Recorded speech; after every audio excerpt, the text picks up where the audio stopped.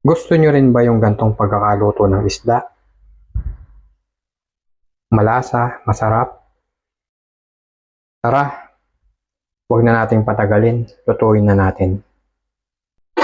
Magprito muna tayo ng isda at lagay natin ng kawali at painitan natin. Maglalagay ako ng mantika. Mainit na yung mantika, ilalagay na natin ang ating isda. Babalik rin na natin ang ating isda.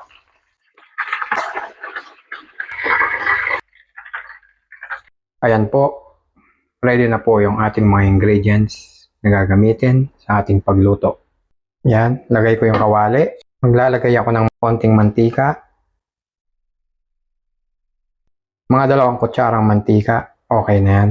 Ilagay ko na yung ating bawang. Hayaan ko lang maging golden brown ang ating bawang. Pagkatapos, ilalagay natin yung ating sibuyas. Masarap sa ating bawang yung medyo golden brown siya. Pwede ko na ilagay yung ating onion, sibuyas. At gusto ko rin maging golden brown ang ating sibuyas. Ilagay ko na yung ating toyo. Mga 4 na kutsara. At isusunod ko na yung ating lemon. O pwede rin kayong gumamit ng kalamansi. Maglalagay ako ng tubig. Mga 1 tasa.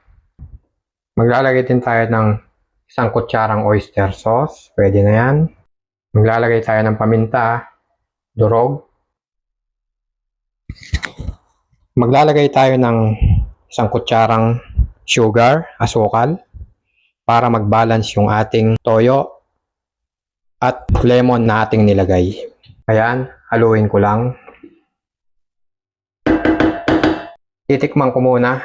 Tama-tama lang yung kanyang lasa at yung sukat na ating ginamit. Mas gusto ko yung medyo may konti siyang asim. Dadagdag ako ng konting lemon.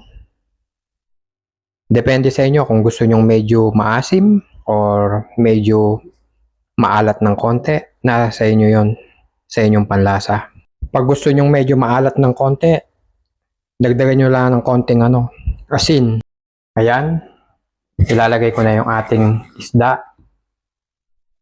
At maya-maya ay pwede na tayo mag-serving plate. I-steam lang natin ng mga 2 minuto. Okay na yan. Baliktarin ko lang. Pagkatapos ay tatakpan ko. I-steam natin ng mga 2 minuto. Okay na yon. At serve na natin. Pwede na. Ayan po. At okay na yung ating isda. Babaliktarin ko.